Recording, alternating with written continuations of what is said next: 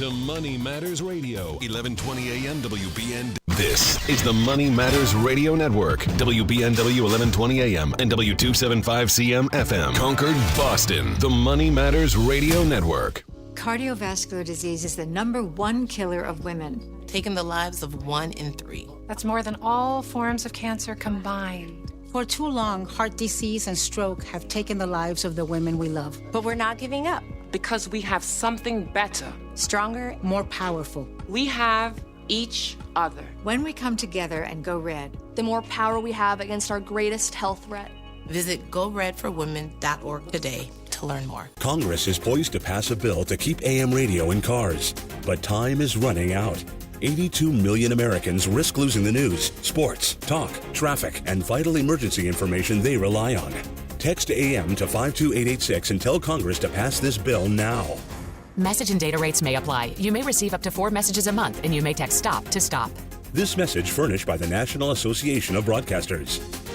Hi, this is Chuck and Mike from the Armstrong Advisory Group. Our guide this month is titled Retirement Tax Efficiency. Mike, when people retire, what are some of the biggest surprises that they receive in the tax department upon retiring? Well, most folks end up avoiding it, but for a lot of people, when it comes to Medicare, there can be a little bit of surprise when it comes to how those premiums get calculated on a year-to-year basis. What types of things can factor into where those premiums end up in any given year? Yeah, so there's something called IRMA, which stands for the Income-Related Monthly Adjustment Amount. And long story short, they base your Medicare premiums on your combined income, but sometimes you don't really think about items that fall into your income. So let's say you raised your family in this home, and somewhere in the Northeast you end up selling it, and you end up making more than $500,000 on it. Or maybe it's a parent's property or a big stock or a big retirement package.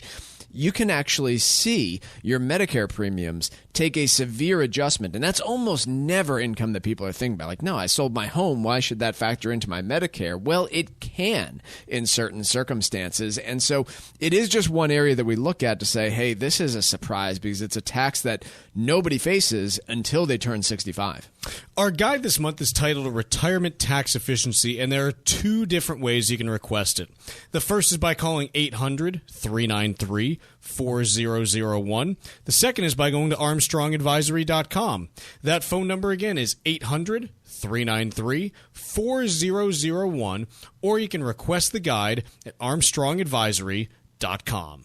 The proceeding was paid for by Armstrong Advisory Group, a registered investment advisor. Nothing in the ad or in any Armstrong guide is specific financial, legal, or tax advice. Consult your own financial, tax, and estate planning advisors before making any investment decisions. Armstrong may contact you to offer investment advisory services. The United States Virgin Islands is the perfect place for your next vacation. Enjoy the sun-splashed beaches on St. Croix, St. Thomas, or St. John, and wake up every day to 75-degree temperatures, sand between your toes, and the finest cuisine anywhere in the Caribbean. The U.S. Virgin Islands is more popular today than it's ever been in its history, making it one of the most popular travel destinations around. This summer, heat is upon us, but the holiday season will be here before you know it. So make your plan to avoid the cold and enjoy the most fantastic spot in the Caribbean. Go to visitusvi.com right now and explore their incredible vacation packages today. Travel to and from New England is simple, and your stay will be hassle-free because this is the American Caribbean. There's no passport needed and no money to exchange. America's Caribbean paradise is waiting for you. Go to visitusvi.com and book your trip right now. That's visitusvi.com. Discover the fish and farm markets at the Boston Fish Pier. Open every Saturday from 11 a.m. to 3 p.m. in Boston Seaport. From fresh seafood to juicy tomatoes and sweet corn to grab-and-go options, indulge in the peak of summer's bounty. Support local farmers and enjoy the freshest ingredients all summer long. Sponsored by Mass Farmers Markets, a nonprofit dedicated to championing farmers markets across Massachusetts. Find a market near you at massfarmersmarkets.org. Environmental nonprofit Ocean River Institute is working with communities to tackle climate change with nature-based solutions that feature slowing water down and building more soil with grasses and plants. Research indicates that people acting in their own neighborhoods can build an inch of soil in a year and slow sea level rise down by as much as 25%. Please visit oceanriver.org for more information on opportunities to make a difference and go the distance for savvy stewardship of a greener and bluer planet Earth. The Financial Exchange is produced by Money Matters Radio and is hosted by employees of the Armstrong Advisory Group, a registered investment advisor that provides investment advisory services. All opinions expressed are solely those of the hosts, do not reflect the opinions of Armstrong Advisory or anyone else, and do not guarantee profit. Investments can lose money. This program does not offer any specific financial or investment advice. Please consult your own financial, tax, and estate planning advisors before making any investment decisions. Armstrong and Money Matters Radio do not compensate each other for referrals and are not affiliated. This is the Financial Exchange with Chuck Zodda and Paul Lane. Your exclusive look at business and financial news affecting your day, your city, your world. Stay informed and up to date about economic and market trends, plus breaking business news every day. The Financial Exchange is a proud partner of the Disabled American Veterans Department of Massachusetts. Help us support our great American heroes by visiting dav5k.boston and making a donation today. The DAV 5K Boston is presented by Veterans Development Corporation. This is the Financial Exchange with Chuck Zodda and Paul Lane. Chuck, Paul, and Tucker with you here on a Federal Reserve Wednesday. Today at 2 p.m., we are going to get the latest interest rate decision from the Federal Reserve. The expectations are that they will not be cutting interest rates now, but potentially laying the groundwork to begin cutting rates in the fall, likely at their September meeting. And even with some other things in the news, it's a busy day here. This is still the biggest source of gravity in financial markets, and as such, we're going to talk about it before we talk about anything else, Paul. That sounds good. Let's get it going. Okay, start. In terms of what we're looking for today's meeting, the focus... The Fed, discuss. The focus really for this afternoon, just to reiterate for listeners out there, we likely won't get a significant amount of commentary in terms of what the Fed is going to do from a rate cut perspective. The way I would view it, Chuck, and interested to hear if you agree, is there's no reason for Jerome Powell to commit to cutting in September. Obviously, looking at the probabilities by the CME futures, which gauges the likelihood that there will be a cut, it seems all but a foregone conclusion at this point that there will be some sort of cut in September. They're now even pricing a 12% chance that perhaps they could make a 50 basis point cut, 0.5% rather than a 0.25% cut. But to me, you have a situation where there is 2 jobs reports that they're going to be able to digest before that September 18th meeting, and as well as 2 CPI reports on the inflation front. So there is no reason to commit one way or another. I imagine that the language will be relatively similar from him, continuing to digest data. Certainly, there will be a lot of scrutiny on the Fed statement that will be released in terms of looking at any language that may differ there. Those are really the things that we'll be focused on this afternoon. Yeah, and as Paul mentioned, we are going to get 2 more CPIs. They'll barely sneak in. The July one comes out on August 14th, plenty of time there. The August one is out on September 11th, right, a week before the Fed's meeting in September on the 18th. So you do have 2 more big data points there, and obviously these are going to be very closely watched for any signs that the progress that has been made on inflation in the last quarter, after what I think now can be characterized as a blip in Q1 to the upside, whether that progress continues. And from what I can see, at least for the July number, the CPI, there is a nowcast, basically a forecast that's run by the Cleveland Fed for CPI, and it takes into account, prices that they've seen over the course of the month. And they say, hey, here's where we think CPI is going to come in. Given this, their expectation for July as of right now on that CPI nowcast is coming in at 0.24%, core at 0.27%. PCE, they're expecting at 0.2% with core at 0.22%.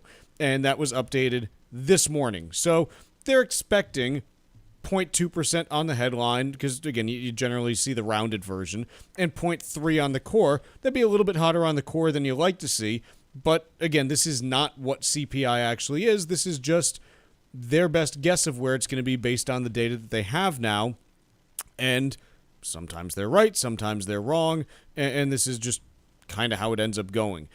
Ultimately, they have, in recent months, missed to the high side, so inflation has come in lower than they've projected, and I don't know that it means anything. It's just kind of where they've been to this point. So Jay Powell today, in his press conference, this is one where I do think it does make sense to pay a little bit closer attention than we normally do, just because if they are going to be signaling, hey, we think we're going to be cutting in September, you're going to hear that fairly strongly now. And by fairly strongly from the Fed at this point, I don't mean that Jay's going to come out and say, yeah, we're going to cut rates in September unless things change. It's much more, remember, and this is just how the Fed has to go about it. First, they have to talking about cutting rates. And I think that that's what you'll hear today. Mm-hmm. In August, they don't have a Fed meeting, but they do have the Jackson Hole Symposium, which is probably accompanied by, a lovely feast or two along the way. And my anticipation then is that as long as the July data comes in line with expectations, they'll say, yes, we've now progressed from talking about cutting. Now we're actually talking about cutting.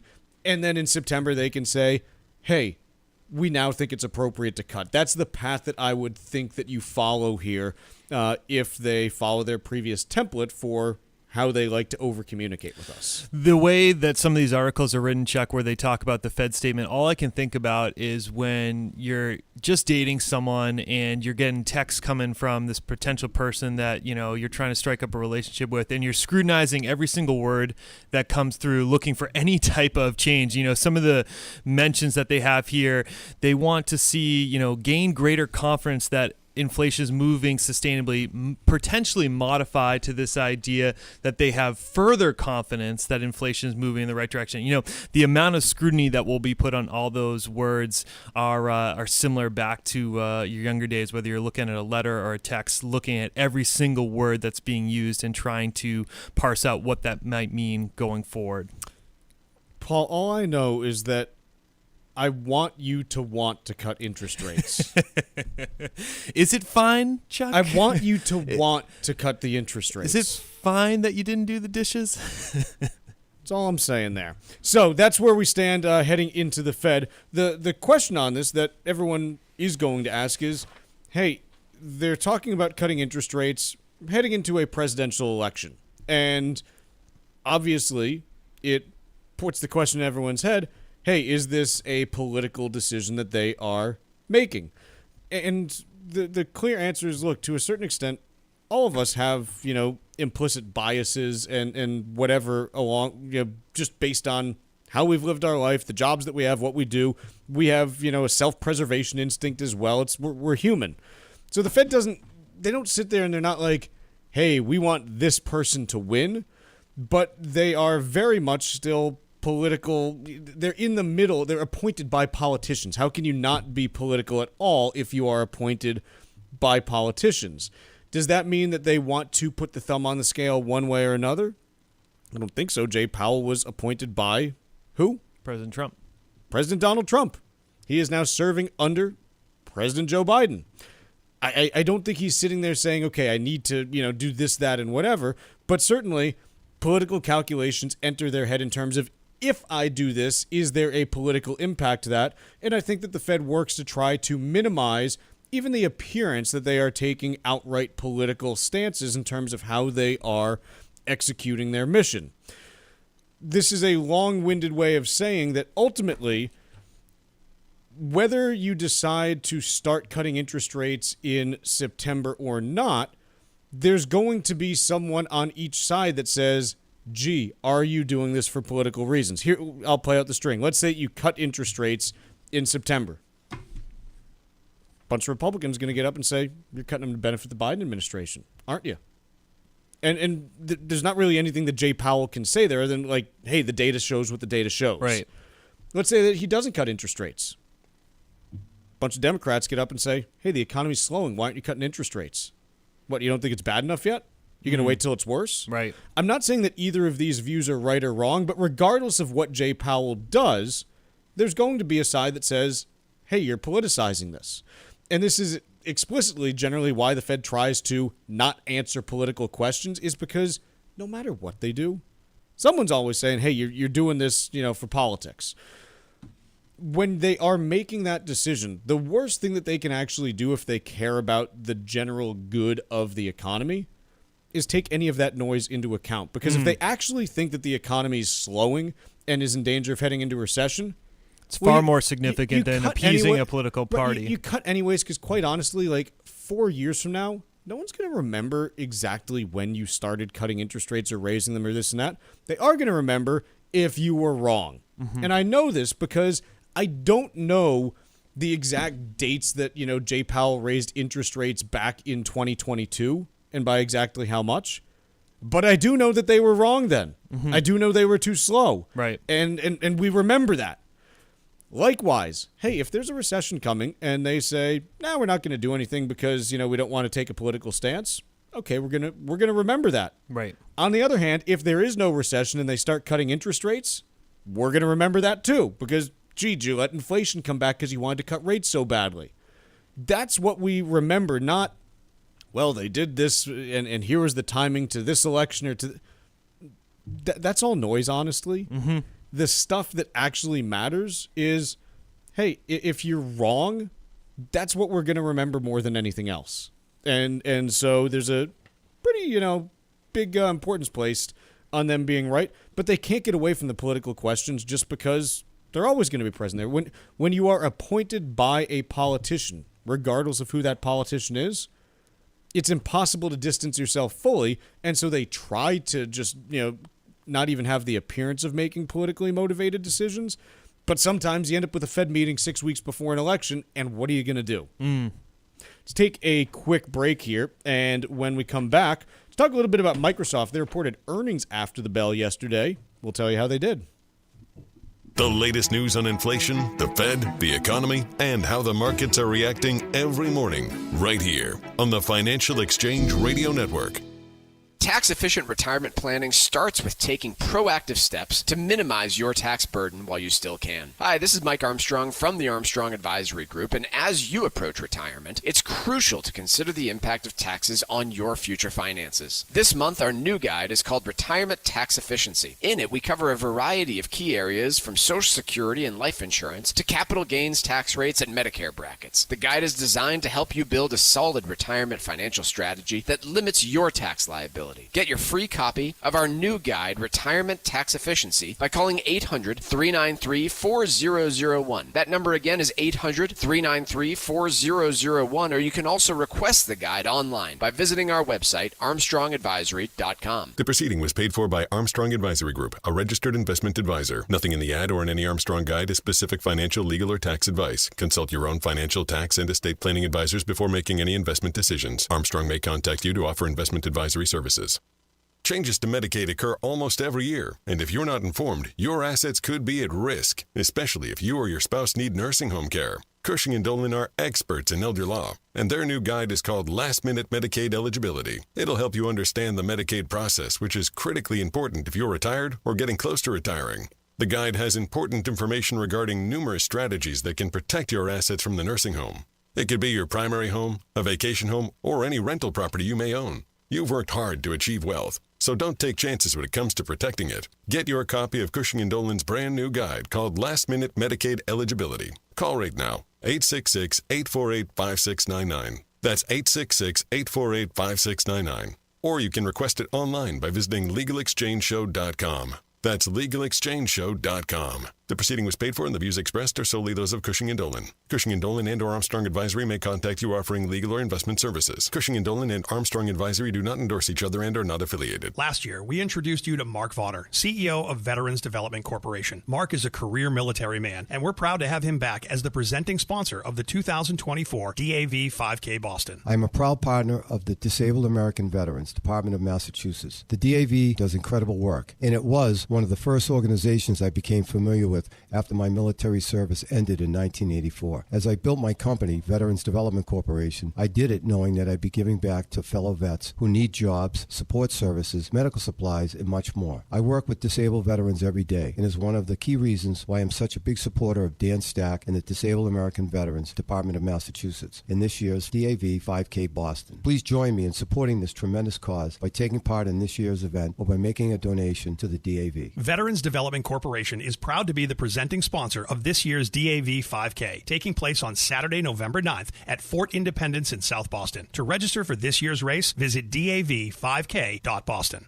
Are you retired like me and you just found out you owe the IRS a ton of money? Well, what would your life be like if they took your retirement savings away from you? They can do it and your property. If you owe the IRS back taxes or you haven't filed in a while, the Tax Relief Line is here to help you. They can stop the IRS from taking your retirement savings. If you qualify, you could have your tax bill reduced to zero. That's right, if you're retired and you owe the IRS a lot in back taxes, you could have your entire tax bill reduced to zero due. The IRS has now hired thousands of new employees, so they're ready to come after you. Don't let them take your retirement savings or property. Make this free call now. 800-251-2153. 800-251-2153. 800-251-2153. That's 800-251-2153.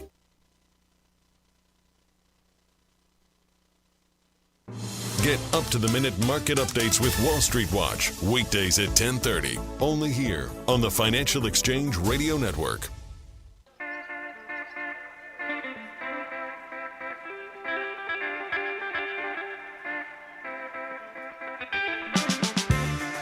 This segment of the Financial Exchange is brought to you in part by the U.S. Virgin Islands Department of Tourism. The U.S. Virgin Islands is the perfect destination for your next vacation. Enjoy St. Croix, St. Thomas, or St. John. Enjoy pristine beaches, world-class dining, and fall naturally in rhythm with the heartbeat of the islands. There's no passport required or money to exchange. Go to visitusvi.com and book your trip today. That's visitusvi.com. Paul, Microsoft reported after the bell yesterday. They're now one of the few tech stocks that is down in trading today, really the only major one. What's going on with Bill Gates's former company? Basically, what we're seeing here, Chuck, and to be clear, they're only down 1%. They were off about 6 or 7% post their earnings report at the close of market yesterday, so not as significant as one would have expected there. But the crux of the slightly negative performance for Microsoft today ties into AI, and specifically it's their Azure Cloud Business Unit, which saw revenue grow 29% over this past quarter. That was below 31% revenue growth in this space in the prior quarter and under analyst expectations of 30%. The reason that there is so much focus on this cloud business revenue is because the AI operations that we talk about so frequently are part of this particular unit. Microsoft is spending boatloads of money, like many of its peers are in the AI space, to spend on data centers and chips and everything that goes in, servers and everything that goes into the investment in that space. Some of these numbers are just absolutely staggering in terms of expenses. $19 billion of CapEx is being allocated in the past quarter to buying equipment as well as other capital expenditures. So there continues to be a ton of scrutiny on what type of revenue growth investors can expect from AI. And what we were just talking about, Chuck, off air, is that it seems as if we've reached a point where the hype and conjecture around AI has plateaued a bit, in the sense that the investors are now looking for returns that, quite frankly, are going to take much longer to realize than what they would likely prefer. When we talk about the AI space, what I'm really struggling to figure out is still, hey, what? Let me rephrase, actually, because I talked about this a little bit a couple weeks ago. What's new in AI right now? And when I say new, I don't mean, hey, ChatGPT. Like, ChatGPT's been around almost 2 years right now. And ultimately, I really kind of wonder what's the path to like long-term, large-scale monetization of ChatGPT, because I'm someone, I use it on a regular basis. I have like the upgraded version that's like $20 a month because I actually, get that kind of value out of it. But the average person isn't sitting there like, hey, I'm going to have a bunch of conversations with ChatGPT, because I just don't know that that's how life really works. And, these searches are expensive. And look, it's nice that I can generate an image of, a cat wearing a suit and tie. That's great. But how much money is going to be made doing that is the question. Like, it's been a year and a half right now. And while we're seeing, these new large language models that are coming out that, they provide better answers and they're smarter than they were before. It's just iterative now. It's not that wow moment that we had when it first came out. And so I think where I'm going with this is, hey, what's the path to, really proving that you can make money off of this? Not just make something that's fun or cool, because fun and cool eventually goes away. It's no longer the new thing, and you've got to prove that you can make money off it. And I can't see companies continuing to pour tens of billions of dollars into building out these data centers if they can't actually generate the returns from it. I agree with you. I'm going to highlight two use cases that, to be clear, I'm not saying that these are a pathway to profitability, so I'm not trying to counter the point you're making, but to try and inform listeners that, yes, there are the fun components of writing a haiku or breaking out a paper that ChatGPT can do, but in terms of base case uses, just two that I've stumbled into sort of listening to things out there. Morgan Stanley, for example, is going to roll out AI capabilities through the client advisory meetings, where basically for note-taking and reporting purposes, they will use AI to generate a summary of meeting notes, something that would have been a manual process by an advisor on their own end, summarizing the to-dos and action items from a meeting. Again, I'm not saying that leads to imminent profitability, just trying to show a base case use. Another podcast I was listening to recently. But what are they going to pay for that? Is my that's the thing is, hey, this is fine if they're going to pay X dollars per user, but how much meat is actually there? Morgan Stanley is not going to say, well, normally we'd have to have someone in the room that we're paying $40,000, so we're willing to pay $30,000. You're not going to pay $30,000 a year for note taking. I'm with you. And that's why I wanted to preface those points by saying I'm not saying that this is the gold, the gold rush to a ton of revenue from this. And then another one was Axon, which is a company that provides a lot of resources to police forces out there. So basically incorporating the body cam technology that many police officers now wear and reports that police officers have to do. Again, it's a productivity enhancement, but to your point, those two cases that I've highlighted, it's to improve productivity, which is significant, but not necessarily a huge revenue generation. It's fascinating technology that can save a police officer or an advisor a lot of time, and perhaps Morgan Stanley was making the argument, that gives them more time to spend on prospecting for new assets, but it's not a pure just rush of money coming in, to further your point. But I just wanted to at least put those two base case uses out there as some more examples. So, and I've talked to people in very technical fields that have, looked at some of this stuff, and smart people who are on the cutting edge of new technology, and their general response has been, yeah, this can do some of the stuff that I need to do, but it's not the game changer that people think it is, because it still requires so much oversight to make sure that it's not doing something wrong. There's still work to be done there, and I'm not sure how big the actual business is for the end AI use at this point. Let's take a quick break. When we come back, we're joined by Todd Lutsky for Ask Todd. Like us on Facebook and follow us on Twitter @TFE Show. Breaking business news is always first, right here on the Financial Exchange Radio Network. Are you looking to volunteer for an amazing nonprofit organization that helps our veterans? The DAV Department of Massachusetts Transportation Network needs volunteers right now. This network provides free transportation to and from any VA medical appointment for veterans of all eras. To become a volunteer driver, you do not need to be a veteran or a DAV member. You just need to have the willingness to help our veterans and have a valid driver's license. Sign up now at davma.org. That's davma.org. An unexpected nursing home stay can be devastating to your savings. Call Cushing & Dolan today and request their new guide called Last Minute Medicaid Eligibility. Protect your assets from the nursing home and maintain your wealth. Call right now. 866-848-5699. That's 866-848-5699. Or request the guide online by visiting LegalExchangeShow.com. That's LegalExchangeShow.com. The proceeding was paid for and the views expressed are solely those of Cushing & Dolan. Cushing & Dolan and or Armstrong Advisory may contact you offering legal or investment services. Cushing & Dolan and Armstrong Advisory do not endorse each other and are not affiliated. The United States Virgin Islands is the perfect place for your next vacation. Enjoy the sun-splashed beaches on St. Croix, St. Thomas, or St. John, and wake up every day to 75-degree temperatures, sand between your toes, and the finest cuisine anywhere in the Caribbean. The U.S. Virgin Islands is more popular today than it's ever been in its history, making it one of the most popular travel destinations around. This summer, heat is upon us, but the holiday season will be here before you know it. So make your plan to avoid the cold and enjoy the most fantastic spot in the Caribbean. Go to visitusvi.com right now and explore their incredible vacation packages today.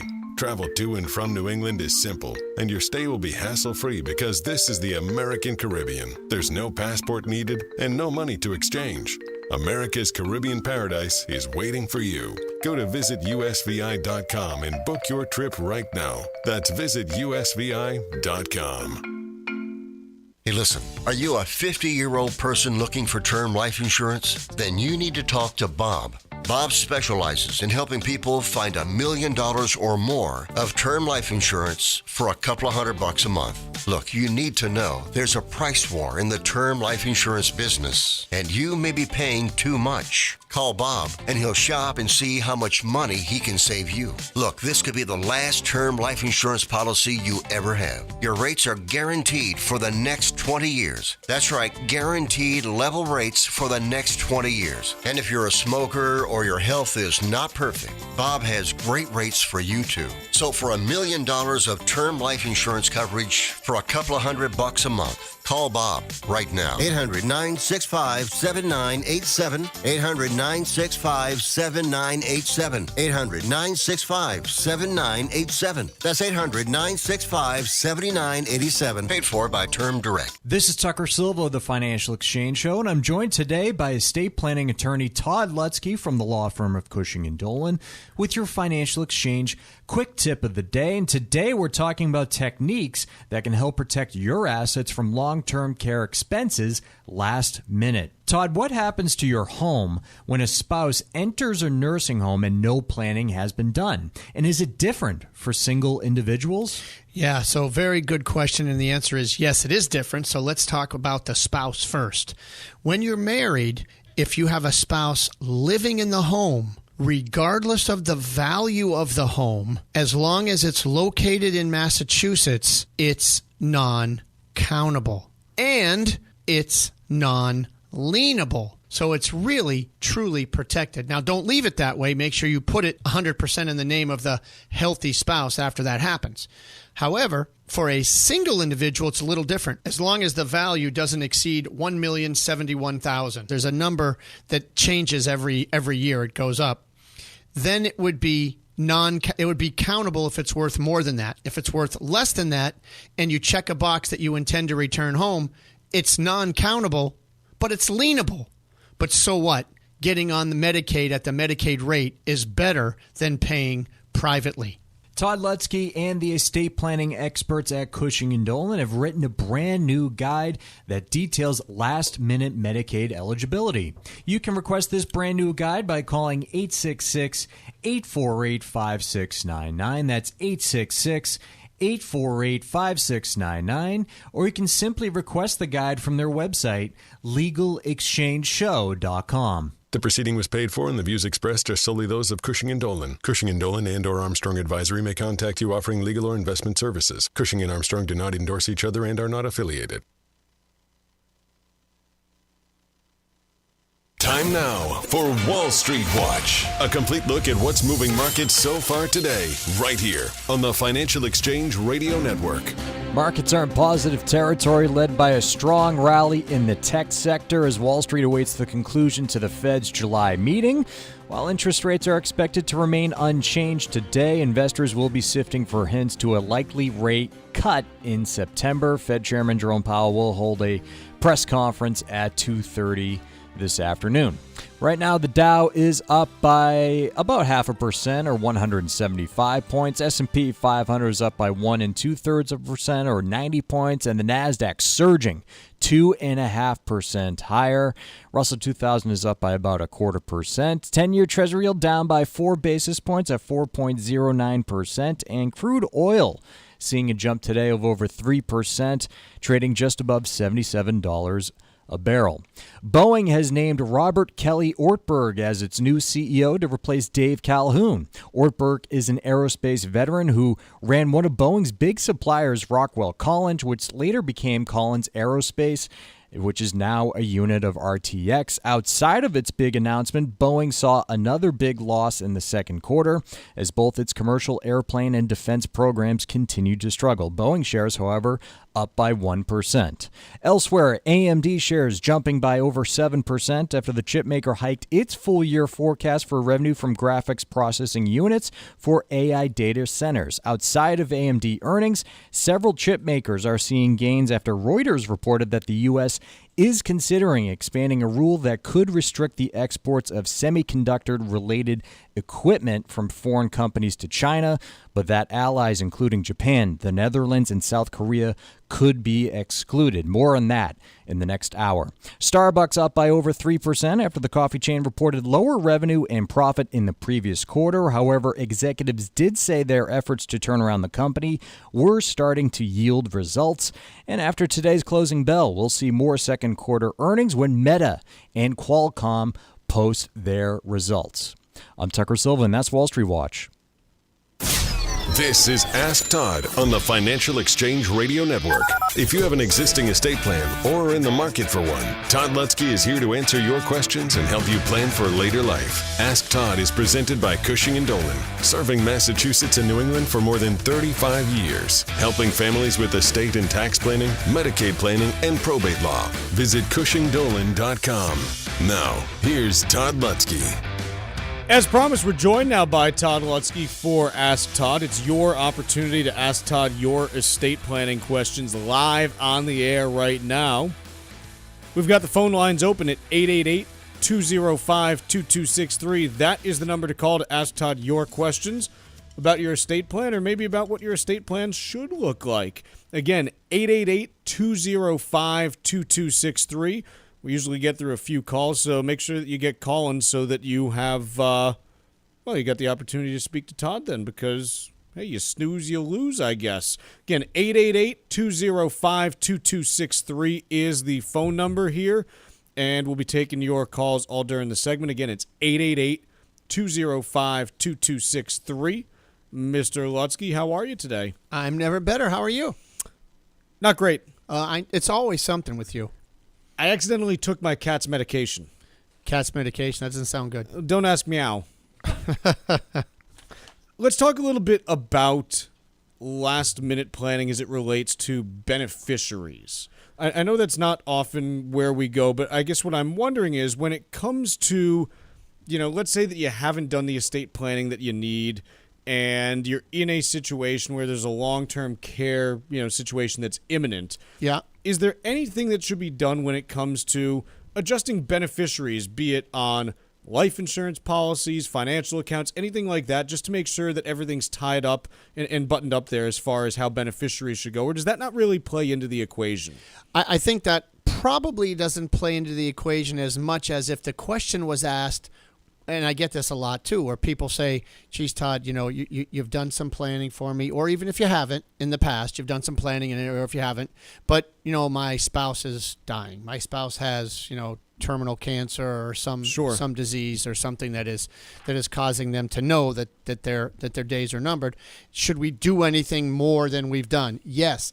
In that regard, I would say, Chuck, you're right on. You should run around and I say, look, just double check, make sure, is anything in the trust already? If you've done your planning, I'll first say, have you retitled stuff to the trust? Are there any bank accounts kicking around that are still in his name alone if he's the one passing? And make sure you put them in the trust. Or at a bare minimum, just if you're a healthy spouse situation, add the spouse as a joint owner to at least avoid probate. Make sure the beneficiaries on your life insurance are tucked away, meaning either you have one, or if it's to the spouse, maybe name it to the trust so that the money gets in the trust when you pass away. Therefore, it'll shelter more assets for estate taxes as well as avoid probate. So I think your comment is very well taken for people who might be passing, not necessarily going into the nursing home right away. And that is critical. Even if you've done your planning, make sure you don't have that stray account kicking around that's going to send you into probate. Talking with Todd Lutsky from the law firm of Cushing & Dolan. Again, the segment's called Ask Todd, and this is your chance to ask Todd your questions. You can call 888-205-2263. That is the studio number here to speak with Todd live on air about your estate plan. Still a couple spaces open. Again, 888-205-2263 is the number to speak with Todd. Todd, when we talk about beneficiaries in general, any guidelines that you typically give just in terms of coordinating beneficiary planning with that estate plan as far as, who to name beneficiaries, how to properly title, contingent beneficiaries and things like that? How does all that fit in? Yeah, absolutely. So when you're doing your estate plan, make sure you put, like on a life insurance policy, change it from each other. Let's say a married couple situation, right? If it's each other, that's not helping from an estate planning standpoint. It'll avoid probate, but it won't shelter any assets for estate taxes. So you want to make sure that you name the spouse. You want to make sure that the primary beneficiary is the trust that you're putting together instead of the spouse. Okay, that's key. So that way it's getting into your trust. Make sure your IRAs, 401ks, those are other major assets that always have beneficiaries. On those, typically, if you're married, you still want the primary beneficiary to be the spouse. It's the best from an estate and income tax standpoint. It's the contingent beneficiary that you might want to name the trust, depending on what you're saying in your trust, depending on how you're leaving your assets ultimately to your family. If it's outright, you might not just name the kids. If the trust says hold the assets in trust for the benefit of the children, then maybe you want the beneficiary of the IRA to be the trust. So those are the two items that really require beneficiaries. The rest of your assets just titled directly to the trust. Talking with Todd Lutsky from the law firm of Cushing & Dolan. Segment, again, it's called Ask Todd because it's your opportunity to ask Todd your estate planning questions. 888-205-2263. That's the phone number to call to speak with Todd right now. Again, 888-205-2263. We're going to take a quick break, but then it's right to your questions with Todd after this. Again, 888-205-2263. Ask Todd with Todd Lutsky every Wednesday at 10:30. Only here on the Financial Exchange Radio Network. The United States Virgin Islands is the perfect place for your next vacation. Enjoy the sun-splashed beaches on St. Croix, St. Thomas, or St. John, and wake up every day to 75-degree temperatures, sand between your toes, and the finest cuisine anywhere in the Caribbean. The U.S. Virgin Islands is more popular today than it's ever been in its history, making it one of the most popular travel destinations around.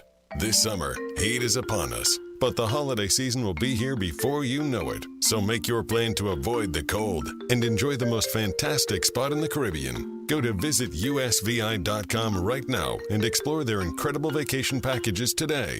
Travel to and from New England is simple, and your stay will be hassle-free because this is the American Caribbean. There's no passport needed and no money to exchange. America's Caribbean paradise is waiting for you. Go to visitusvi.com and book your trip right now. That's visitusvi.com. Many of us have retirement savings that are held in tax-deferred accounts like 401ks and traditional IRAs. Hi, this is Chuck Zodda from the Armstrong Advisory Group. A heavy reliance on tax-deferred savings has significant implications, such as facing large tax bills during retirement. If you've been diligent about saving money, you might find yourself in the same situation after you retire. Our new guide this month is called Retirement Tax Efficiency. It outlines ways to develop a plan that helps you manage your retirement income and limit your tax liability, putting you in a more advantageous position for a secure financial future. Get your free copy today by calling 800-393-4001. That's 800-393-4001, and you can also request the guide online at armstrongadvisory.com. The proceeding was paid for by Armstrong Advisory Group, a registered investment advisor. Nothing in the ad or in any Armstrong guide is specific financial, legal, or tax advice. Consult your own financial, tax, and estate planning advisors before making any investment decisions. Armstrong may contact you to offer investment advisory services. Changes to Medicaid occur almost every year, and if you're not informed, your assets could be at risk, especially if you or your spouse need nursing home care. Cushing & Dolan are experts in elder law, and their new guide is called Last-Minute Medicaid Eligibility. It'll help you understand the Medicaid process, which is critically important if you're retired or getting close to retiring.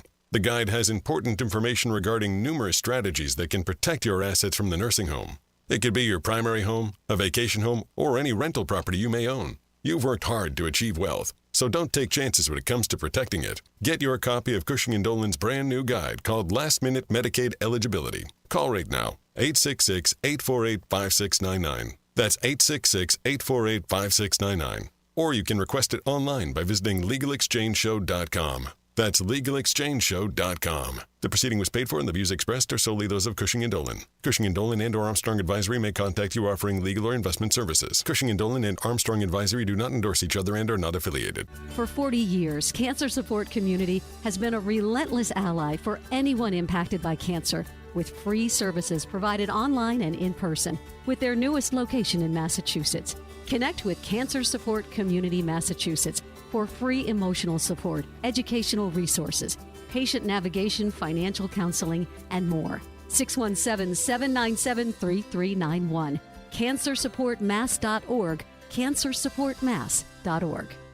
Congress is poised to pass a bill to keep AM radio in cars, but time is running out. 82 million Americans risk losing the news, sports, talk, traffic, and vital emergency information they rely on. Text AM to 52886 and tell Congress to pass this bill now. Message and data rates may apply. You may receive up to 4 messages a month, and you may text STOP to stop.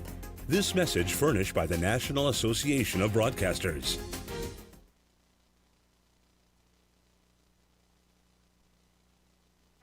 You're listening to Ask Todd with Todd Lutsky on the Financial Exchange Radio Network.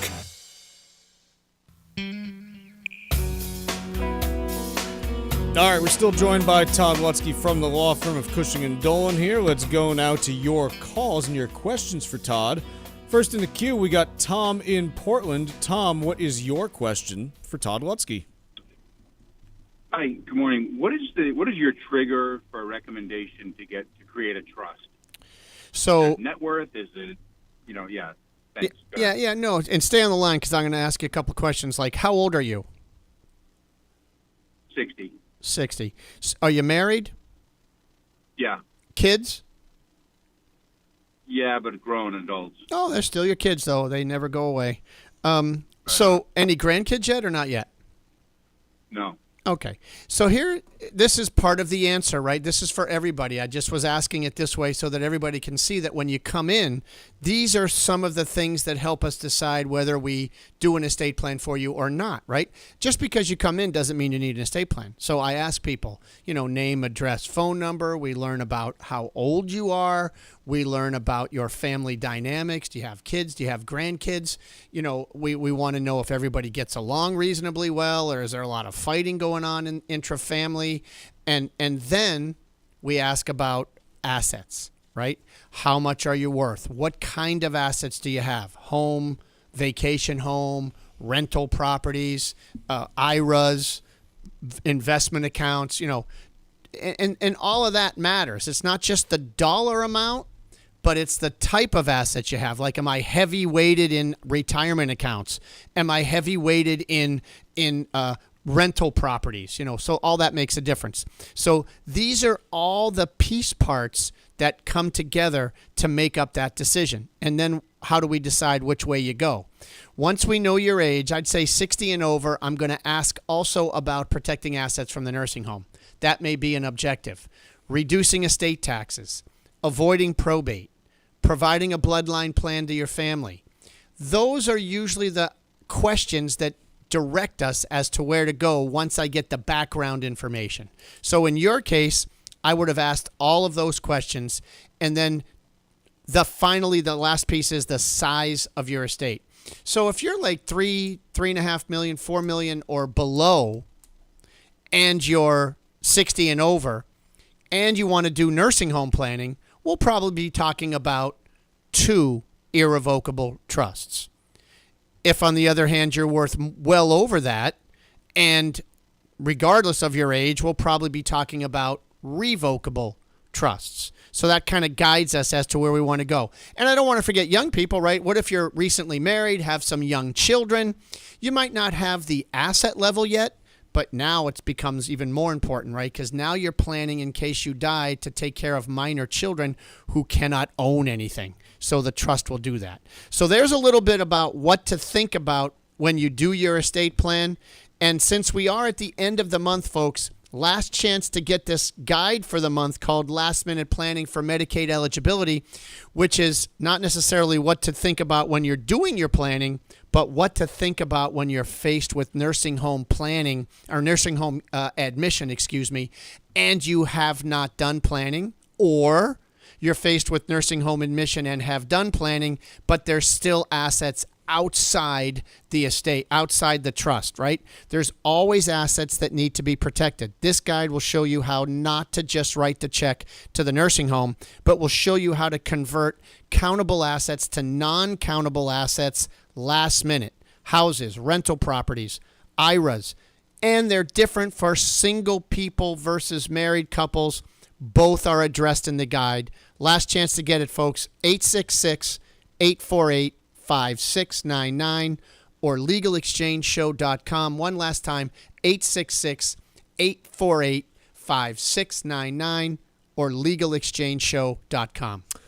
Todd, I've got another caller for you here. Let's go to Jeff in Florida. Jeff, you are on with Todd Lutsky. Thank you. Thanks for taking my call, Todd. I called a couple of months ago about a grantor irrevocable trust and the power of substitution in order to get the cost basis of the securities in the grantor irrevocable trust higher. Okay. Now, we do have that clause in our irrevocable trust. My question is if you're taking securities from, let's say, my parents' trust, and we're swapping them with the kids' trust, which is the grantor irrevocable trust, we have to fill out paperwork, send it through our financial house, and they're going to make the swap. Now, it's basically impossible to get it to even out to the dollar because depending upon when they're going to switch the securities. Is that going to be a problem if it's a little bit off? So first, let me ask you this. Are these irrevocable trusts you're talking about Medicaid irrevocable trusts, or are they where you've made a completed gift and the assets are out of the estate for estate tax purposes? The latter. It's out of the estate. Okay. You're right. So you do need the power. The power of substitution in and of itself is not what gets you a step up in basis, but what it does allow you to do is say, hey, wait, stuff I gave away, I'm dying now, and I want to now get that out so that it's low basis into my estate and put something of equal value back. I have never heard of whether or not whether the security went up or down before you made the change is ultimately going to matter, right? The bottom line is that you're trying to do it with a fiduciary capacity to put something of equal value back into the estate or back into the trust while taking out low basis assets and putting them back into the estate. So for everybody else's edification, that means when you die with those low basis assets, they will get a step up in basis, eliminating the built-in gain, whereas hopefully you moved assets into the trust that are high basis, so you don't have to worry about losing the step up because they're already high basis. I think overall, Jeff, that if it's a little bit off here or there, I don't think it's going to disqualify the entire transaction. In other words, at the end of the day, if you end up dying with those assets in the estate of the decedent, I can't imagine the government's going to say, yeah, that's not part of your estate. So they're going to be included, even though the amount you put in might not be exact. So great question, and I don't know that there's an actual law or an answer directly for that to give you a complete answer. Mr. Lutsky, thank you so much for the time today. Always a pleasure. Thank you. This has been Ask Todd on the Financial Exchange Radio Network. Ask Todd with Todd Lutsky has been presented by Cushing & Dolan, serving Massachusetts and New England for more than 30 years, helping families with estate and tax planning, Medicaid planning, and probate law. Call 800-393-4001 or visit CushingDolan.com. The views expressed in this segment are solely those of Cushing & Dolan. Armstrong Advisory does not provide any legal or tax advice. Please consult with your legal or tax advisor on such matters. Cushing and Armstrong do not endorse each other and are not affiliated. Changes to Medicaid occur almost every year, and if you're not informed, your assets could be at risk, especially if you or your spouse need nursing home care. Cushing & Dolan are experts in elder law, and their new guide is called Last Minute Medicaid Eligibility. It'll help you understand the Medicaid process, which is critically important if you're retired or getting close to retiring. The guide has important information regarding numerous strategies that can protect your assets from the nursing home. It could be your primary home, a vacation home, or any rental property you may own. You've worked hard to achieve wealth, so don't take chances when it comes to protecting it. Get your copy of Cushing & Dolan's brand new guide called Last Minute Medicaid Eligibility. Call right now, 866-848-5699. That's 866-848-5699. Or you can request it online by visiting LegalExchangeShow.com. That's LegalExchangeShow.com. The proceeding was paid for and the views expressed are solely those of Cushing & Dolan. Cushing & Dolan and or Armstrong Advisory may contact you offering legal or investment services. Cushing & Dolan and Armstrong Advisory do not endorse each other and are not affiliated. Still a bunch to get to in the second hour of the program today, including a little bit of chatter about Boeing, both their earnings and their announcement of their new CEO who's going to replace Dave Calhoun. We'll also talk a little bit about the update on the potential export restrictions for semiconductors and related technologies to China. Some big changes potentially happening there today that are moving markets fairly substantially. And then also, we'll talk a little bit about a story related to StubHub and those pesky fees that you pay for the tickets that you buy there. All that and more on the second hour of the program today. Stick around. Coming up soon.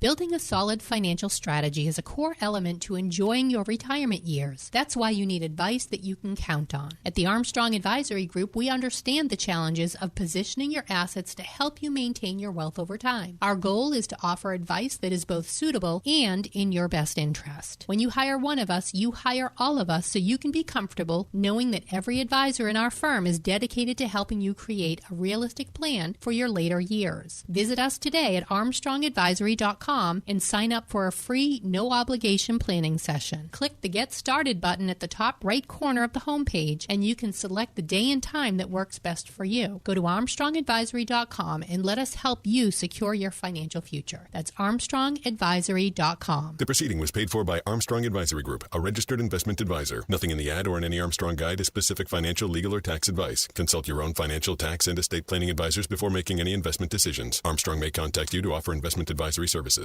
Are you retired like me and you just found out you owe the IRS a ton of money? Well, what would your life be like if they took your retirement savings away from you? They can do it, and your property. If you owe the IRS back taxes or you haven't filed in a while, the tax relief line is here to help you. They can stop the IRS from taking your retirement savings. If you qualify, you could have your tax bill reduced to zero. That's right. If you're retired and you owe the IRS a lot in back taxes, taxes, you could have your entire tax bill reduced to zero due. The IRS has now hired thousands of new employees, so they're ready to come after you. Don't let them take your retirement savings or property. Make this free call now. 800-251-2153. 800-251-2153. 800-251-2153. That's 800-251-2153. For 40 years, Cancer Support Community has been a relentless ally for anyone impacted by cancer, with free services provided online and in person, with their newest location in Massachusetts. Connect with Cancer Support Community Massachusetts for free emotional support, educational resources, patient navigation, financial counseling, and more. 617-797-3391. CancerSupportMass.org. CancerSupportMass.org. This is the Money Matters Radio Network, WBNW 1120 AM and W275 CM FM, Concord, Boston. The Money Matters Radio Network. Sometimes we know what's next. Other times, it's impossible to know. Life can change in an instant. Don't be caught standing by the next time someone's heart stops. Knowing CPR gives you the ability to act and takes you from bystander to lifesaver. CPR is a life-saving skill. Join the nation of lifesavers today by learning CPR at heart.org/nation. National support for CPR education provided by Elevance Health Foundation. Hi, this is Chuck and Mike from the Armstrong Advisory Group, and our guide this month is all about retirement tax efficiency. Mike, let's go through some of these items that people typically hit in retirement as key drivers of income. Let's start with Social Security and its taxation. Yeah, so for only about 40% of American households is Social Security actually taxable, but it's a pretty low threshold where it does become taxable. There's a combined income calculation they put through, and up to 85% of your Social Security benefits can be taxed depending on your income. Other places that retirees typically generate income, interest from bank accounts and CDs and things along those lines. How is that typically taxed? Any changes for retirees? Yeah, so no real change other than all of your other income is going to adjust, and so the rate at which you pay might change, but you're going to be taxed federally as well as by your state if it has an interest or income tax on the interest generated from something like a CD. Whereas if you're generating it from some other tool, such as a U.S. Treasury bond, that interest is not taxable, at least at the state level.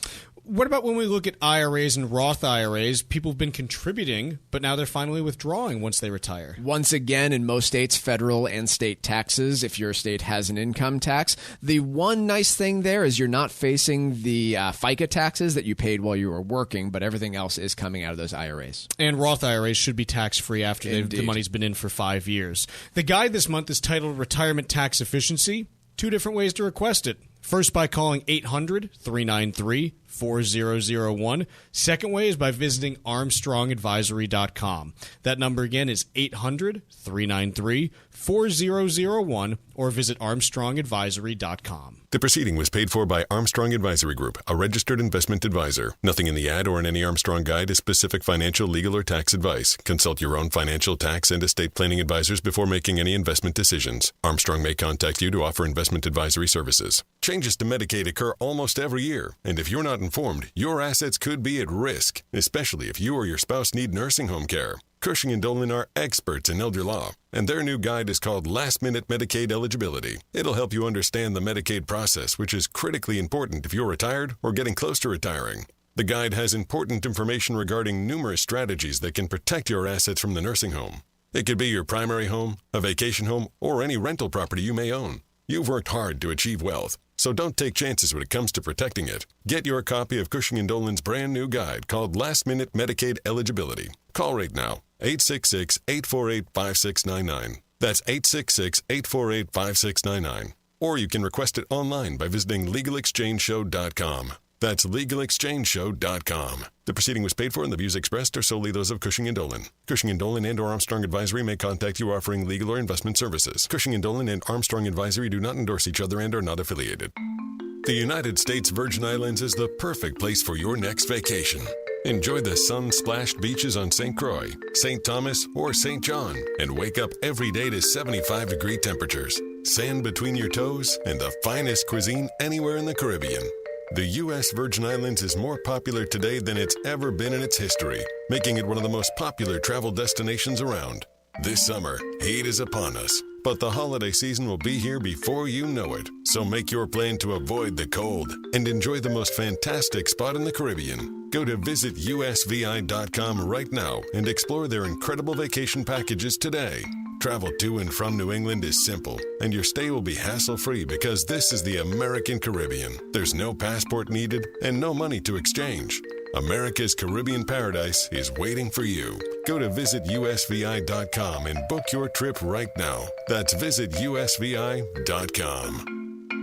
Hi, I'm Lisa Hughes. This Veterans Day weekend, help honor all who've served our country and join WBZ for the annual DAV 5K, a run or walk to support disabled vets here in Massachusetts with housing, transportation, and other critical support. Saturday, November 9th at DCR's Castle Island in South Boston. Let's thank all who have sacrificed for our freedom and help our heroes on their road to recovery. Visit dav5k.boston to register or donate today. The DAV 5K Boston is presented by Veterans Development Corporation. Are you looking to volunteer for an amazing nonprofit organization that helps our veterans? The DAV Department of Massachusetts Transportation Network needs volunteers right now. This network provides free transportation to and from any VA medical appointment for veterans of all eras. To become a volunteer driver, you do not need to be a veteran or a DAV member. You just need to have the willingness to help our veterans and have a valid driver's license. Sign up now at davma.org. That's davma.org. The Financial Exchange is produced by Money Matters Radio and is hosted by employees of the Armstrong Advisory Group, a registered investment advisor that provides investment advisory services. All opinions expressed are solely those of the hosts, do not reflect the opinions of Armstrong Advisory or anyone else, and do not guarantee profit. Investments can lose money. This program does not offer any specific financial or investment advice. Please consult your own financial, tax, and estate planning advisors before making any investment decisions. Armstrong and Money Matters Radio do not compensate each other for referrals and are not affiliated. This is the Financial Exchange with Chuck Zodda and Paul Lane.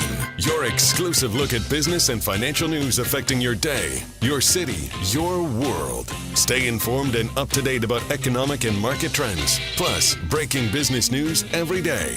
The Financial Exchange is a proud partner of the Disabled American Veterans Department of Massachusetts. Help us support our great American heroes by visiting dav5k.boston and making a donation today. The DAV 5K Boston is presented by Veterans Development Corporation. This is the Financial Exchange with Chuck Zodda and Paul Lane. Chuck, Paul, and Tucker with you today, and markets staging a little morning rally going on this morning. The Dow's up 186 points, the S&P's up 87, Nasdaq's up 421, and the impetus for this is kind of the opposite of what we've seen over the last few weeks, which is semiconductors and anything related to them rallying, and everything else kind of moving along with it, but that's where the bulk of the rally is happening. Nvidia up more than 10% today after falling 7% yesterday. We'll get into the reasons why a little bit later in the show, but that is kind of what's driving things thus far in equity markets today. On bonds, we've got the 10-year Treasury at 4.107%, down 3.3 basis points, so yield's getting a little bit lower there. Oil up $2.06 a barrel to $76.81 on West Texas Intermediate. This following the assassination of one of Hamas's senior political leaders in Tehran. That's right, it happened in Iran overnight. Again, exactly what happens in the Middle East remains to be seen from here, but early statements from both Hamas and Iran kind of walking things back a little bit as far as their potential response. So it seems like no one's really itching for a larger conflict here. And you've got gold up $14.80 an ounce to $24.66 and 70 cents. Paul, let's talk first about what's going on with Boeing. I think that's a good place to kick things off this hour. They reported earnings, and they've got a choice for a new CEO. Yes, this has been really a long process to appoint a new CEO, but Dave Calhoun will be stepping away from the company at the end of this year, I believe, and they have appointed Kelly Ortberg as the new CEO. Kelly Ortberg ran one of Boeing's biggest suppliers, Rockwell Collins, until 2018, and then after 2018, eventually Rockwell Collins was merged into what is Raytheon today. He had retired in 2021, but had a really significant relationship with the Pentagon and a lot of airlines in place, and he does have that manufacturing background. He's a veteran of the aerospace sector. So this is someone that they brought in who's a little bit outside of the Boeing realm. That was certainly a big focus to bring in some outside blood. He has experience in the space, negotiating deals with government entities as well as the airlines, and we can all agree it's really a significantly necessary change for a company that finds itself in a really difficult transition period that's likely going to go on for years. This is not something that he's going to be able to come in and turn this company around immediately, as we saw from their earnings report, where they're losing $1.5 billion a quarter. They reported $1.45 billion of losses for their June quarter. They're burning through free cash flow at $4.3 billion as of Q2, and revenue was down 15%. So it just has been a really difficult road for any Boeing shareholders out there, and Kelly Ortberg needs to change things around quickly. Things I like about this: someone from outside Boeing. Mm-hmm. It's good. You needed that. Still someone with industry experience, but outside Boeing. Second thing that I think you have to like about this, it's someone who is highly regarded in the aerospace industry. So not just some unknown who, worked in operations for another company, but someone who's run large-scale aerospace companies. Okay, that's good. Things I don't like about this: guy already retired once. Mm-hmm. It's not really a great sign, and he retired once, unexpectedly. Not great. This is, again, I'm using the word that the Wall Street Journal uses. He abruptly retired in 2021. Not a great feeling from a stability standpoint, but okay, again, you're Boeing, I guess you take what you can get. Other things I don't like about it: 64. Mm-hmm. I don't have anything against hiring 64-year-olds. I do have something against hiring 64-year-olds who are going to have to take on a decade-long turnaround. It's a long time to commit to at 64. You're not saying, hey, let me all I want is a job for the next 5 years. And then you need someone who's going to be really working this thing. And as you said, this is a decade-long process that's going to happen. Nothing moves quickly in aerospace, ironically enough. And so it's going to be a long slog through this. And look, I know enough people in their 60s and 70s, eventually you just get to a point where you're like, I just don't want to do that anymore. And you don't know exactly when that's going to come up. And that's a risk in hiring someone at that age for this particular role at this particular time, in my opinion. But yet the president can be 80. Also a real problem. All right? But we're neither here nor there. No, I know. I just had to slip that in there. But I do agree with you from that perspective. It is somewhat of a concern. But from a background, I don't knock Boeing in terms of the selection. No. And you hope you get 5-10 years out of him. I agree. You probably need longer than 5, but it's you think about how far out just orders are placed for different things, and how you have to work with your engine suppliers and all. These are things that take place over 5, 7, 10 years, and you've got a 64-year-old who's already retired once, and you're saying, "Yep, this is going to be the person now." Hey, maybe they're just maybe he's there in a caretaker role for the next 2 or 3 years, and you're working behind the scenes to say, yeah, we're going to bring on a few other people under him, and he'll train them up. A, why aren't you saying that right now if that's the case? And B, look, you got to figure out the long-term solution here, because in aerospace, it's not like some industries where you want a new CEO every 5 years because you need fresh ideas and this and that. You're building airplanes. Mm-hmm. Ultimately, there's one idea that matters most, and that's you got to get from point A to point B safely. It's the only thing that matters in commercial aviation. The other stuff, yes, you want to improve fuel efficiency. You want, I get it, but ultimately, you need to make sure you get it from point A to point B safely. And is he going to be there long enough to instill a new culture? Part of me looks at it and is like, hey, even if he stays for 10 years, okay, so you're going to stay on and then leave right as you turn things around? You know, like you want someone who's going to just be there, I think. And again, I think there are other industries, even other jobs within this industry where a 64-year-old CEO is probably completely fine to hire. The scale of this turnaround and the amount of time it's going to take, that's what makes me nervous about it.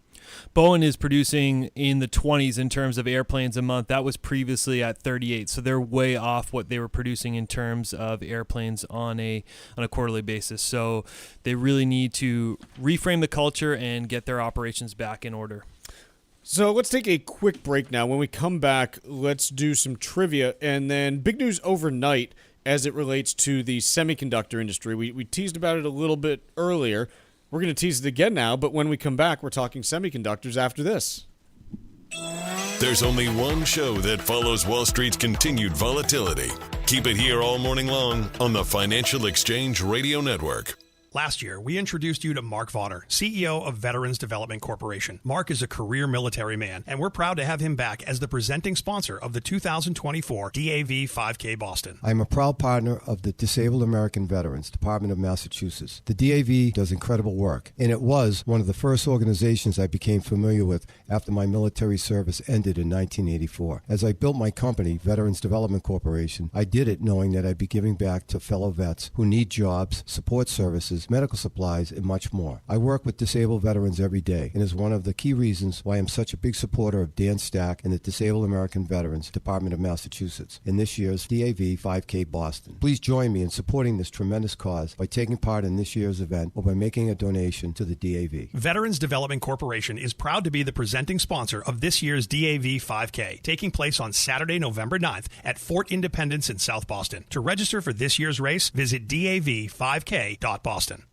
Many of us have retirement savings that are held in tax-deferred accounts like 401ks and traditional IRAs. Hi, this is Chuck Zodda from the Armstrong Advisory Group. A heavy reliance on tax-deferred savings has significant implications, such as facing large tax bills during retirement. If you've been diligent about saving money, you might find yourself in the same situation after you retire. Our new guide this month is called Retirement Tax Efficiency. It outlines ways to develop a plan that helps you manage your retirement income and limit your tax liability, putting you in a more advantageous position for a secure financial future. Get your free copy today by calling 800-393-4001. That's 800-393-4001, and you can also request the guide online at armstrongadvisory.com. The proceeding was paid for by Armstrong Advisory Group, a registered investment advisor. Nothing in the ad or in any Armstrong guide is specific financial, legal, or tax advice. Consult your own financial, tax, and estate planning advisors before making any investment decisions. Armstrong may contact you to offer investment advisory services. It happens all over Massachusetts. Can you tie my shoes? In every home and every community. Be careful on your bike. Learning can happen anytime, anywhere. We'll see you at practice this weekend. And no matter how learning takes place in your family's life, DESE is there as your partner. The Massachusetts Department of Elementary and Secondary Education. Never stop learning. Find out more at mass.gov/back-to-school. Sponsored by the Massachusetts Department for Elementary and Secondary Education. Celebrate National Farmers Market Week, August 4th through August 10th. This is the perfect time to visit your local farmers market and indulge in the peak of summer's bounty. From juicy tomatoes and sweet corn to fresh berries and more, your favorite seasonal produce awaits. Support local farmers and enjoy the freshest ingredients. Sponsored by Mass Farmers Markets, a nonprofit dedicated to championing farmers markets across Massachusetts. Find a market near you at massfarmersmarkets.org. We are the Debt Destroyer Network. Any debt you have, credit card, tax, student loan debt, call now for free information that helps you destroy your debt. It's great advice. Plus, when you make this free call now, we have Debt Destroyer experts ready to help. They can show you how to destroy your debt and get your life back on track. Debt problems don't have to be overwhelming. You can live stress-free and debt-free. Credit cards, medical bills, IRS tax problems, even student loan debt. Learn about free programs offered by the credit card companies, hospitals, and even the government that can help slash your debt. Call the Debt Destroyer now for free information. Call now. 800-430-8804. 800-430-8804. 800-430-8804. Again, that's 800-430-8804.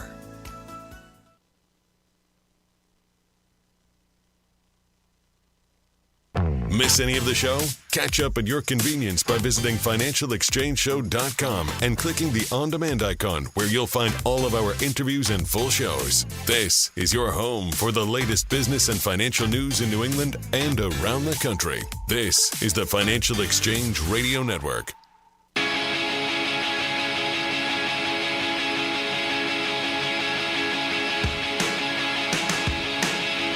All right, time for trivia here on the Financial Exchange, and it's brought to you by Applebee's.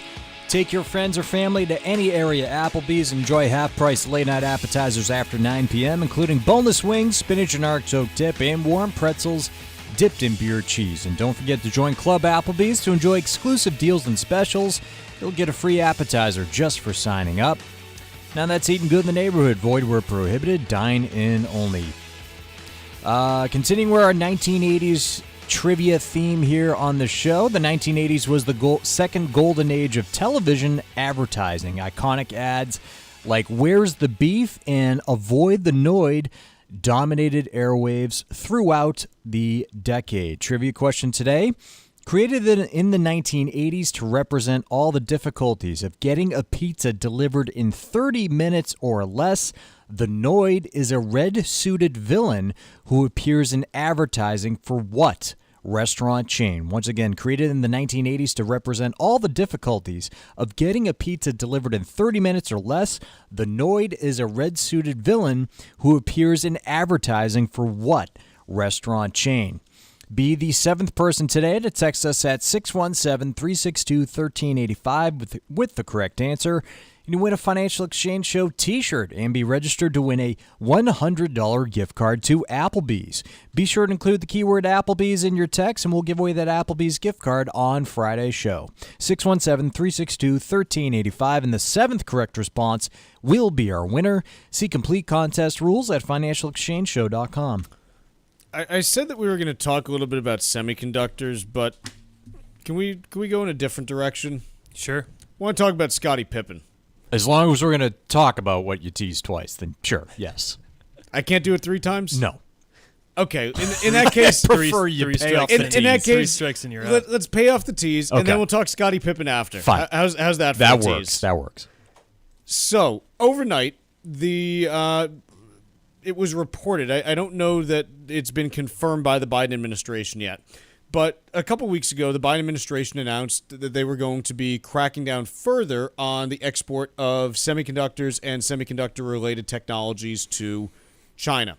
It was believed at the time that this was going to include semiconductor equipment manufacturers, most notably ASML in the Netherlands and Tokyo Electron, which is just the coolest name for any company, I gotta say, obviously based out of Japan. Today, it's being reported that the United States is likely going to exclude semiconductor equipment makers in allied countries from the restrictions that are going to be targeting China. However, according to Bloomberg, the plans are fluid and may change.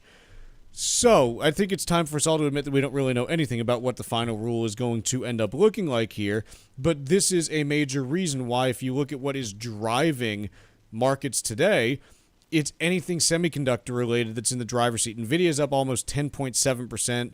Broadcom is up over 8%. AMD 5%. Qualcomm 5%. Micron up 7%. These are all companies that have just gotten beaten up over the last couple of weeks, with NVIDIA at one point yesterday down almost 30% from its highs from a couple weeks ago. And so, couple things that I have questions about on this. The first is, I'm trying to think of the best way to phrase this. NVIDIA yesterday did not have these new restrictions on its export to this point. Correct? They haven't been put into place by the administration yet. They're not in place. Right. They've not been put in place. Mm-hmm. NVIDIA stock was still selling off like 7% yesterday. Sure. Does this change anything for NVIDIA in terms of their current ability to sell? The answer is no. And even in the future, it still is a case where, hey, NVIDIA chips being made by a U.S.-made company are going to have export restrictions to China. NVIDIA chips are not they're not something that is, made by a foreign company. Yes, they're manufactured by Taiwan Semiconductor in Taiwan, but they are a U.S.-based company. They've been one of the companies that's been directly targeted by these export restrictions, and they've had to develop other kinds of chips for the Chinese market as a result. That will not change. So I'm trying to figure out why NVIDIA is rallying 10% today. The second thing, when a $3 trillion stock is rallying 10%, it makes you kind of nervous. Volatility begets more volatility, and so you get a little bit nervous on this. And the other piece is, look, it might be all well and good that you can sell these chips to China anyways. The trend that we have been seeing the last couple quarters is slower sequential growth regardless of what's going on with import-export restrictions on China, and that's something that's not changing either. A couple things to unpack there. NVIDIA, I think their rally is more likely tied to what we're seeing out of Advanced Micro Devices, where their results came in better than anticipated, so it seems like they're sort of trading in lockstep there. There are restrictions in place at the moment, as you alluded to, with semiconductors. It's unclear how much more dramatic it is going to be, these new regulations. But ultimately, the impact felt has been a little bit more severe on Applied Materials, Lam Research Corp, and KL Corp, because NVIDIA has still been able, like you pointed out, to sell some of their less sophisticated chips. To me, I'm certainly over concerned, can have a degree of concern with the valuations that NVIDIA and some of these semiconductor stocks have made, and certainly it seems like it will be more challenging to sell into China with these restrictions, but it's hard for me to wrap my arms around how much more restrictive is it going to be. Clearly, they are making a point here to not tick off, the Netherlands and ASML and Tokyo Electron with this news, but it's hard to gauge how much more restrictive these are going to be. And it's an uphill battle. We've talked about this before, Chuck. It's whack-a-mole when you're doing these type of restrictions. You can only control so much in the whole manufacturing process. Another thing that I just want to reference here, and this is a quote from Amir Anvarzada from Asymmetric Advisors, and he's interviewed in this Bloomberg piece.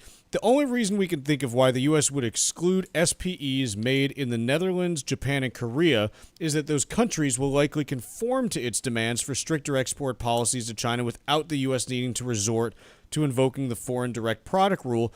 The market may be mistaken to bid these stocks higher with the view that companies domiciled in those countries are free to export chip-making tools that the U.S. wants restricted to China. So Amir is pretty much saying, look, yes, the U.S. might not require these countries to conform, but they may be in discussions such that they'll conform anyways, and as such, this technology is likely to be restricted for export to China anyways, but simply done by those countries domestically, as opposed to a larger trade rule that the United States is trying to put through with its allies. I have no idea if it's accurate or not. I don't know about that. I have no clue. Yeah. But I just look at this, and I guess the other piece, just when you look at, hey, what would you prefer to see?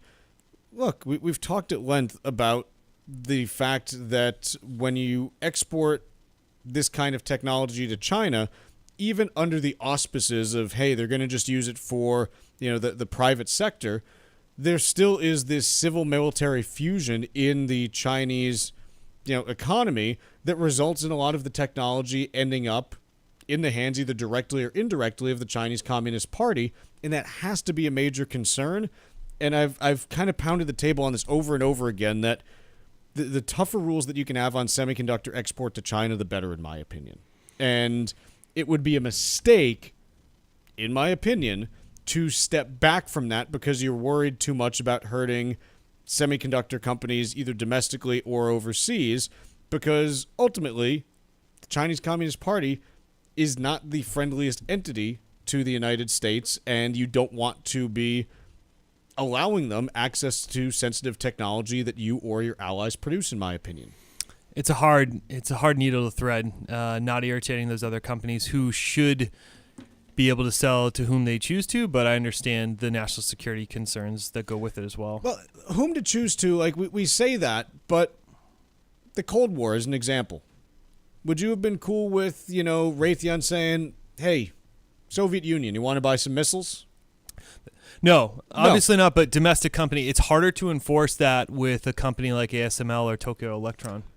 I mean, you can do it. We have the power to do it, but I'm just mentioning there's a balancing act. There really is. Yeah. Let's take a quick break here. On the back end, we are going to talk Scottie Pippen then, because listen, we got. I don't know why though, but we'll find out. I know, and I don't want you to don't Google or anything. Okay, I won't. I did. Oh, Paul. Damn it, Paul! Gotta be prepared. Quick break. The trivia answer and Scottie Pippen are next. Bringing the latest financial news straight to your radio every day.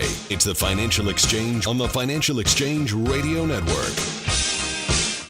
This is Tucker Silva of the Financial Exchange Show, and I'm joined today by estate planning attorney Todd Lutsky from the law firm of Cushing & Dolan with your Financial Exchange quick tip of the day. And today we're talking about techniques that can help protect your assets from long-term care expenses last minute. Todd, is the healthy spouse allowed to keep anything when the sick spouse enters a nursing home? And what happens if the sick spouse has the majority of the income? Great question, because when you're talking about applying for Medicaid last minute, or when someone enters a nursing home and you want to do this last minute, they're going to look at both assets and income, right? So from an asset standpoint, as a married couple, they do allow you to keep approximately $148,000. That piece is indexed for inflation or changes every year. The sick spouse is allowed to keep $2,000. So you're around $150,000 of total assets that you can keep. By the way, if you're single, you only get to keep $2,000 in assets. From an income perspective, the good news is that the healthy spouse can keep all of the healthy spouse's income, Social Security, pension, you name it. And so it does not matter how much income the healthy spouse has, but they are entitled to at least a minimum monthly maintenance needs allowance, but no maximum. Todd Lutsky and the estate planning experts at Cushing & Dolan have written a brand new guide that details last-minute Medicaid eligibility. You can request this brand new guide by calling 866-848-5699. That number again is 866-848-5699, or you can request it from their website, legalexchangeshow.com. The proceeding was paid for and the views expressed are solely those of Cushing & Dolan. Cushing & Dolan and or Armstrong Advisory may contact you offering legal or investment services. Cushing and Armstrong do not endorse each other and are not affiliated. Hey, listen, are you a 50-year-old person looking for term life insurance? Then you need to talk to Bob. Bob specializes in helping people find $1 million or more of term life insurance for a couple of $100 a month. Look, you need to know there's a price war in the term life insurance business, and you may be paying too much. Call Bob, and he'll shop and see how much money he can save you. Look, this could be the last term life insurance policy you ever have. Your rates are guaranteed for the next 20 years. That's right, guaranteed level rates for the next 20 years. And if you're a smoker or your health is not perfect, Bob has great rates for you too. So for $1 million of term life insurance coverage for a couple of $100 a month, call Bob right now. 800-965-7987. 800-965-7987. 800-965-7987. That's 800-965-7987. Paid for by Term Direct. There are many factors to consider when planning for your retirement, including the importance of your tax liability. This is Mike Armstrong from the Armstrong Advisory Group. Reducing tax liability can be potentially more effective than chasing higher investment returns. If you are nearing retirement and need to understand how to help your investment approach and limit your tax liability, call us at 800-393-4001 and request our new guide called Retirement Tax Efficiency. We'll educate you on ways to create a tax-efficient strategy, as well as the basic steps that make up a sound retirement plan, including how to protect your money in a down market. Call 800-393-4001 and get your guide today. That number again is 800-393-4001, or you can request it online at armstrongadvisory.com. The proceeding was paid for by Armstrong Advisory Group, a registered investment advisor. Nothing in the ad or in any Armstrong guide is specific financial, legal, or tax advice. Consult your own financial, tax, and estate planning advisors before making any investment decisions. Armstrong may contact you to offer investment advisory services. Hi, I'm Lisa Hughes. This Veterans Day weekend, help honor all who've served our country and join WBZ for the annual DAV 5K, a run or walk to support disabled vets here in Massachusetts with housing, transportation, and other critical support. Saturday, November 9th at DCR's Castle Island in South Boston. Let's thank all who have sacrificed for our freedom and help our heroes on their road to recovery.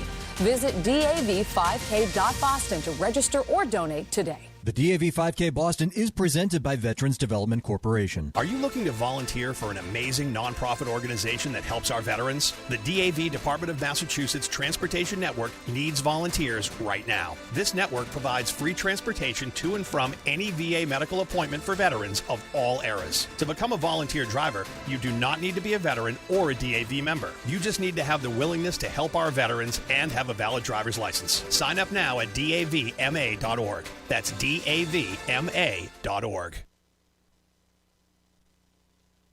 The Financial Exchange streams live on YouTube. Like our page and stay up to date on breaking business news all morning long. This is the Financial Exchange Radio Network. Trivia question today was, the Noid is a red-suited villain who appears in advertising for what restaurant chain back in the 80s? That'll be Domino's. The Noid made his first appearance in a Domino's ad in '86. The advertising campaign proved so popular with kids that in '89 the Noid was given its own video game series. The Noid returned to TV in April of 2021 in a series of brief video ads on social media. Winner today of the Financial Exchange Show t-shirt was Patrick in Sandwich, Mass. And Patrick's also registered to win a $100 gift card to Applebee's, which we'll give away on Friday's show. And trivia is brought to you by Applebee's. Enjoy half-price late-night appetizers after 9 p.m. and join Club Applebee's to enjoy exclusive deals and specials. You'll get a free appetizer just for signing up. Now that's Eating Good in the Neighborhood. Void where prohibited. Dine in only. All right, so we got to talk Scottie Pippen right now. Scottie Pippen has a Twitter account. It's at Scottie Pippen, interestingly enough.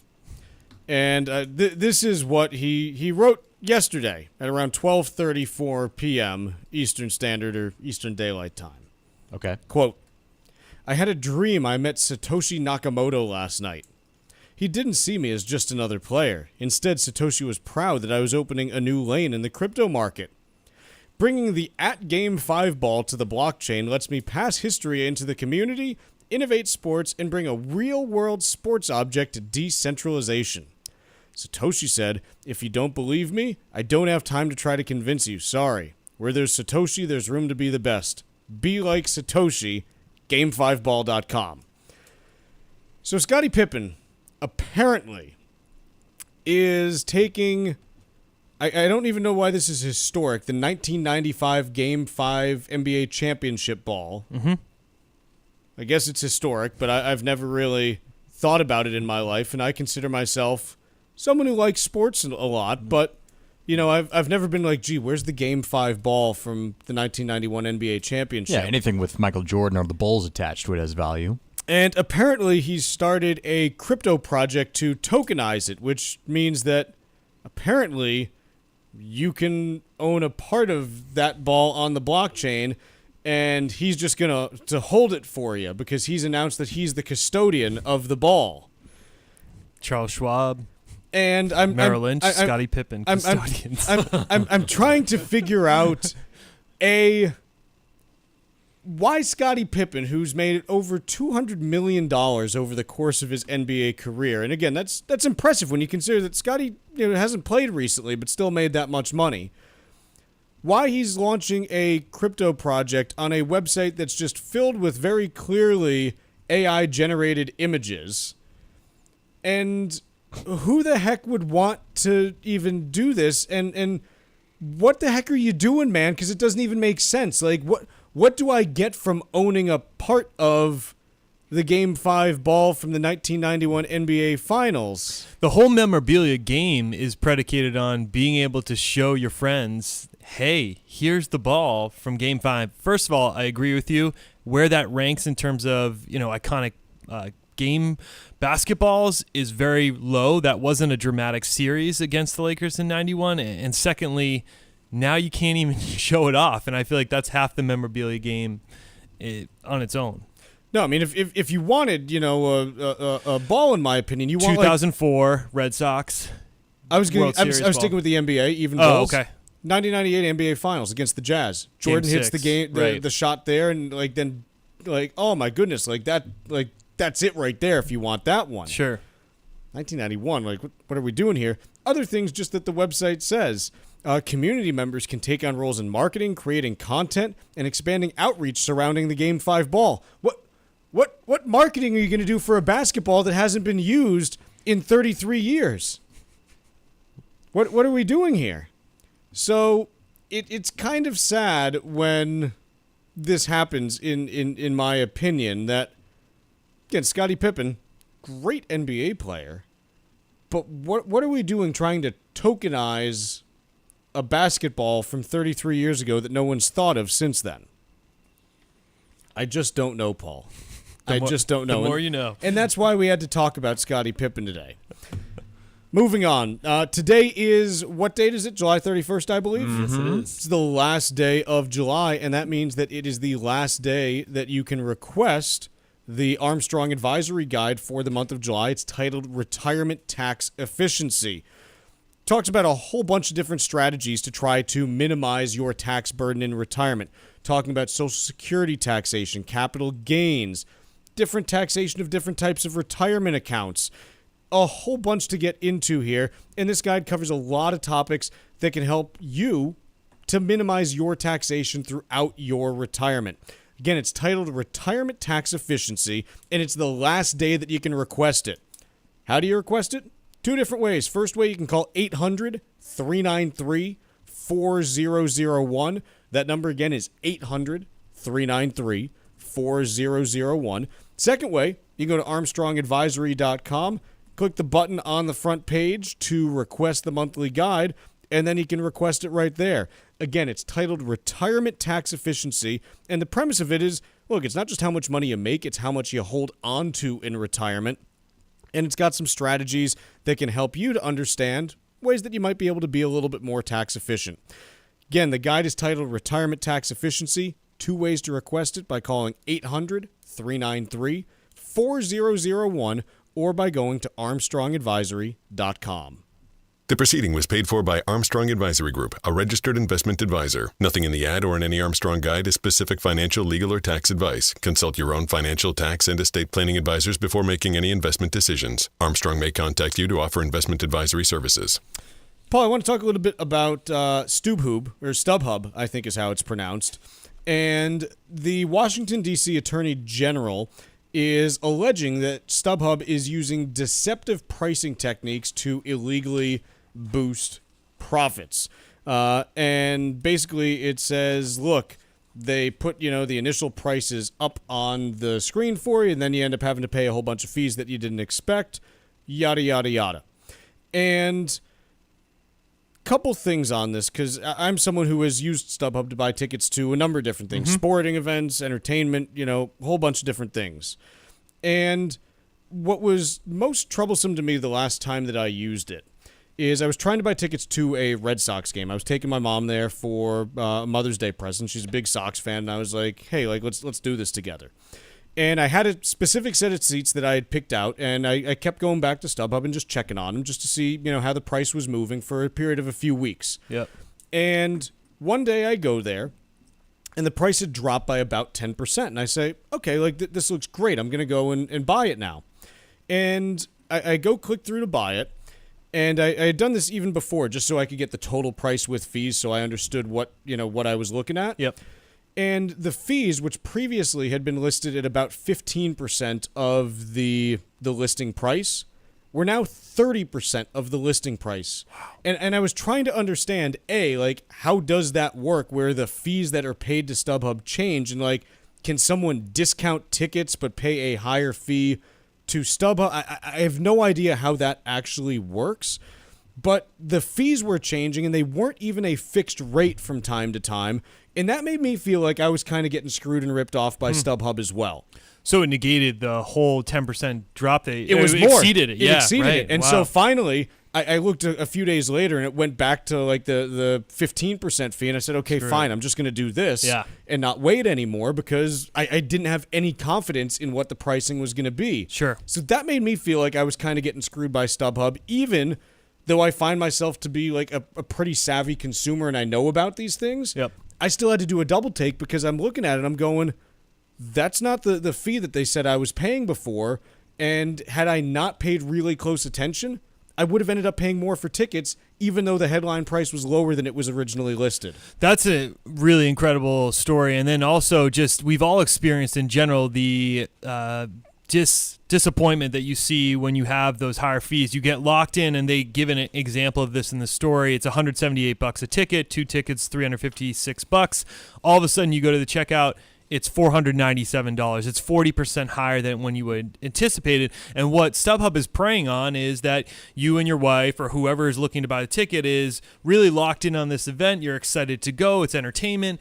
And you're mentally pot committed. You're excited. You've already sort of set aside your plans to do this. You've logged in. You've entered everything. Right. So you kind of throw your hands up in the air and say, all right, whatever. I'll pay the additional cost. And it's an extremely frustrating business process, and I'm sure practice, and I'm sure we've all experienced it. I know I have personally, where you just say, all right, I'm going to just pay, which is frustrating. I'm not sure illegal, but it's not the best way to do business. Well, and here's the question that I get to then, because my view on if you're requesting, government intervention here, it's, hey, the government at any level exists to solve problems that individuals can't solve on their own. That's my belief. Like if it's, something where, hey, it's taking too long to drive on this road, okay, you can drive on another road. Like you'll figure it out. This, you sit there and you say, okay, what is the problem that we're facing here? And I'm not sure, as you mentioned, that StubHub's inherently doing anything illegal, though the changing of the fees just feels real scammy to me. Mm-hmm. Like, it doesn't feel good. The bigger issue, in my opinion, is that there's no competition in this space. There's basically 2 entrants here. Yeah. 2.25 if you include... Is SeatGeek even owned by anyone now? I'll look it up.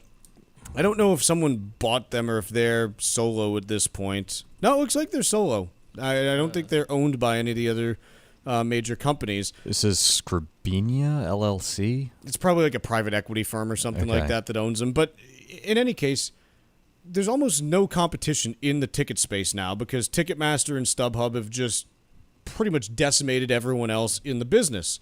And if you actually had a whole bunch of different listing sites where you could say, hey, I'm going to go to these few and they have to compete on fees and compete on pricing, great, there's some really good options. So rather than, necessarily suing StubHub for, hey, you're doing something I don't like, why don't we continue to work on, building some more antitrust measures into the system so we can have more competition and then people can solve these problems on their own, in my opinion. Particularly allowing for some of those other ticket providers to get access to the inventory from some of the most major stadiums out there. Because that's really the issue, is that Live Nation controls a significant percentage of the inventory from Fenway Park or, MetLife Stadium. They have a lot of access. If you had And then they require their artists to list on their platform, and you end up having to pay their fees. Exactly. If there was other options, then you'd see a better pricing for the end consumer. Let's take a quick break here. When we come back, it's time for Stack Roulette. Miss any of the show? The Financial Exchange Show podcast is available on Apple, Spotify, and iHeartRadio. Hit the subscribe button and leave us a 5-star review. This is the Financial Exchange Radio Network. Hi, I'm Lisa Hughes. This Veterans Day weekend, help honor all who've served our country and join WBZ for the annual DAV 5K, a run or walk to support disabled vets here in Massachusetts with housing, transportation, and other critical support. Saturday, November 9th at DCR's Castle Island in South Boston. Let's thank all who have sacrificed for our freedom and help our heroes on their road to recovery. Visit DAV5K.Boston to register or donate today. The DAV 5K Boston is presented by Veterans Development Corporation. An unexpected nursing home stay can be devastating to your savings. Call Cushing & Dolan today and request their new guide called Last Minute Medicaid Eligibility. Protect your assets from the nursing home and maintain your wealth. Call right now. 866-848-5699. That's 866-848-5699. Or request the guide online by visiting LegalExchangeShow.com. That's LegalExchangeShow.com. The proceeding was paid for and the views expressed are solely those of Cushing & Dolan. Cushing & Dolan and or Armstrong Advisory may contact you offering legal or investment services. Cushing & Dolan and Armstrong Advisory do not endorse each other and are not affiliated. The United States Virgin Islands is the perfect place for your next vacation. Enjoy the sun-splashed beaches on St. Croix, St. Thomas, or St. John, and wake up every day to 75-degree temperatures, sand between your toes, and the finest cuisine anywhere in the Caribbean. The U.S. Virgin Islands is more popular today than it's ever been in its history, making it one of the most popular travel destinations around. This summer, heat is upon us, but the holiday season will be here before you know it. So make your plan to avoid the cold and enjoy the most fantastic spot in the Caribbean. Go to visitusvi.com right now and explore their incredible vacation packages today.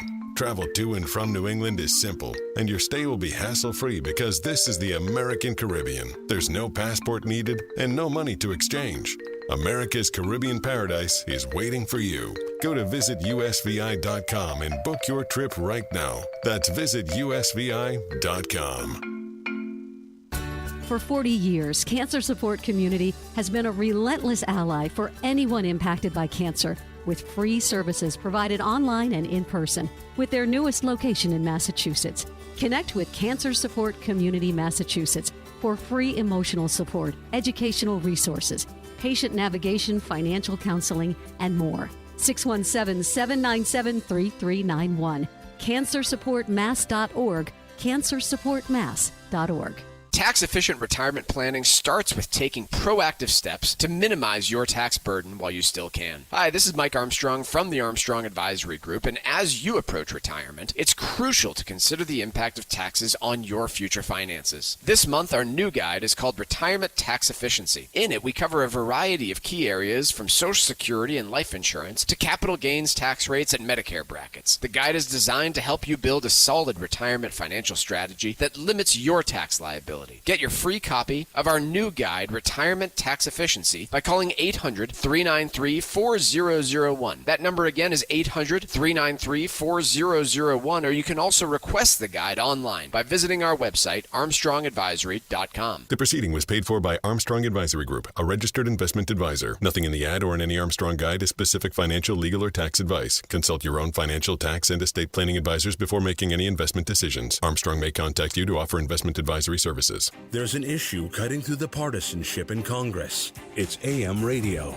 The overwhelming majority of legislators, Democrats and Republicans, support a bill to keep AM radio in cars. But time is running out. Text AM to 52886 and ask Congress to bring this bill to the floor for a vote now. AM radio is too important to let this moment pass us by. Message and data rates may apply. You may receive up to 4 messages a month, and you may text STOP to stop. This message furnished by the National Association of Broadcasters.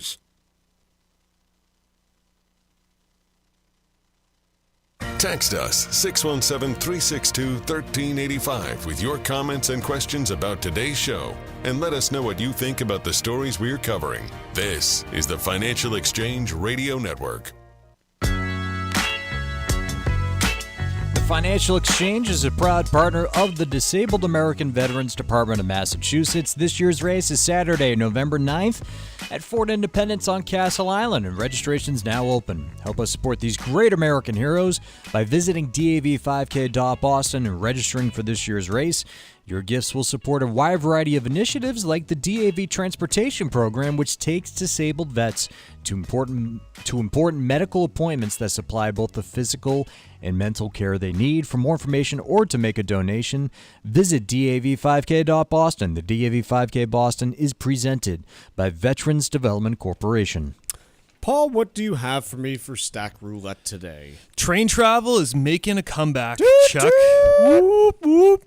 24.1 million riders were traveling across the Amtrak in its fiscal year beginning in October. That was up 18% from a year earlier. You also have throughout the country, areas like Florida, which has the privately owned Brightline rail services, which takes people from Miami to Orlando, reporting that they have done 3 times their revenue on that particular ride. Also, Brightline is involved in finally putting together the route from LA to Vegas, another rail out there. That's years down the road, but it seems like we're seeing an uptick in train travel, and there's been a lot more resources dedicated to trying to build out the core corridor. We focused a lot on the Northeast corridor. That is the most popular one for Amtrak by far. But now we're seeing in other pockets of the country that rail travel is making more of a presence. Still nowhere near airline travel, but it is making a bit of a comeback here. Paul, when's the last time you were on a train other than like the commuter rail or subway?